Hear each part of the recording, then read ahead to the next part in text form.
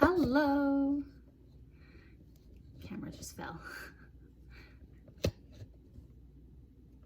Hello and welcome to Back to Basics Homestead. My name is Annie. For those of you who follow me religiously, if you did not know, I have other social media that you can follow me on. I have an Instagram account, same name as my YouTube channel, and I also have a Facebook page that has the same name.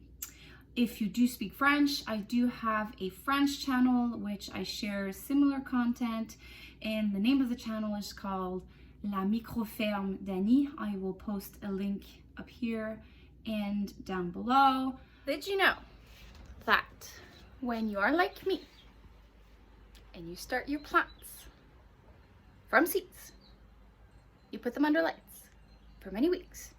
Do you know what the next step is? The answer is not transplanting them right away. The answer is you need to transition them slowly to the sun, which is called hardening. I have a hard time saying it. Hardening off your plants. I'm massacring the name, sorry. So this is what I'm doing.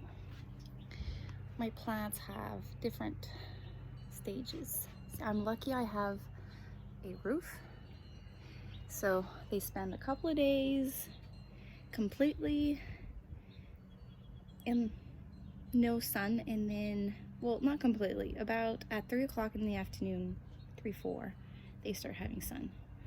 And then this location has a little bit more sun, so a couple of days here, and then a couple of days here. And then I don't know if you can see, like, the sun, like the first table, there's 2 tables, so this part has less sun than this one, less sun exposure, and then they get to there. Some actually finishes in the greenhouse, and the final step into making a transition before transplanting anything to your garden, especially if you started it inside, is to let them spend one night outside. Make sure that whatever you're making stay outside can endure the temperature that is happening during the night.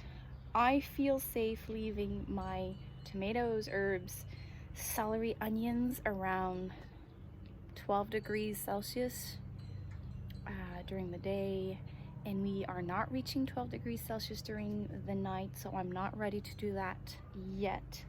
And my peppers and eggplants are still inside, so all of this will be going through the different stages of the transition, then being transplanting, and then I start the transition for my peppers. My peppers are still under lights. I only transplant my peppers last year. It was around first week of June, and I finished, I think, the second week of June, because they don't like the cold nights. I hope this trick helps, because if you're in zone 5, zone 4, zone 3, or even lower, this process is going on. It's happening. If you're in zone 6 and higher, you probably already did most of that, and you're already transplanting most of your things, or already have transplanted everything. So if you're in zone 5, the process has started. Now that that is said, I wanted to give you like a little update. I feel like I've kept you out of the loop for my sweet potato slips. I started them about 3-4 weeks ago, and they should be way more advanced than they are right now.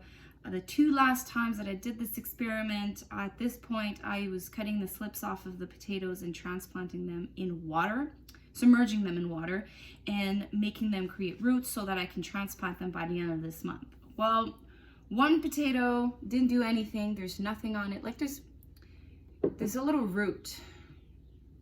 Like one's here. That's pretty much it. There's nothing else going on with this one. Made a mess. There's wire everywhere. Okay, so one, nothing happened. One has small baby roots right here. I don't even think the camera can pick it up. And some of there's activity here. And the third one these took about 2-3 weeks to come out, and these are more advanced. The only thing I can think of that is different from years past is that the temperature is different. It is way cooler than usual. There is much less sun since I started the slips. They are on my windowsill. It's been very cold, very cloudy, very rainy. So maybe that's why they're a bit behind. I've been changing the water often, so I have no idea what's going on with them, but I'm not giving up. Last year, I ended up just using them as balcony decorations in my backyard, and they were just like falling from my balcony, and they look beautiful, and the green leaves are edible. So regardless how this ends up, I'm still planting them. I'm still gonna do it because I'm gonna get food out of it and beauty out of it. On a more positive note, I want to show you what I received in the mail. I got my second order from Verse Seeds. Like I keep saying, I am not sponsored by any seed company I mention. I just simply love sharing the seed places that warms my heart, and this is one of them. So I've got bared roots from Kent strawberries, and I got blueberry plants.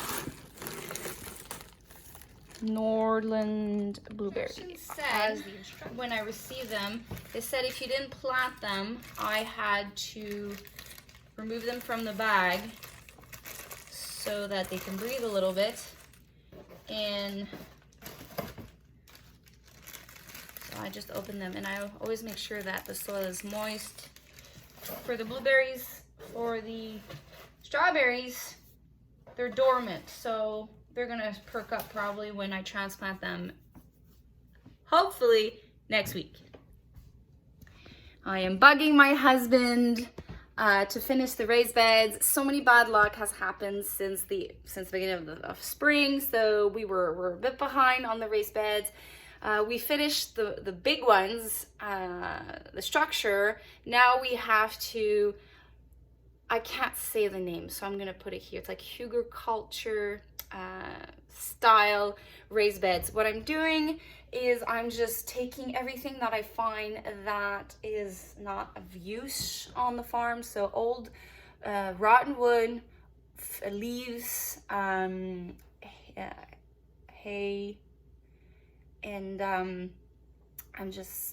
we're gonna use the chipper as well. We're cutting some trees, some branches, and we're gonna chip them and do wood chips with them, and we're all gonna add that in a layer, and then we're gonna add some soil to create living, healthy soil. It's not gonna happen overnight. It does take years, but that's what we're doing. So it is a bit more time consuming now, but on a long run, it's gonna be beneficial for our food, and it's gonna be a good soil over the next few years. So that's what's happening at the homestead this week. So thanks for popping in, and I hope you have a wonderful day. Bye.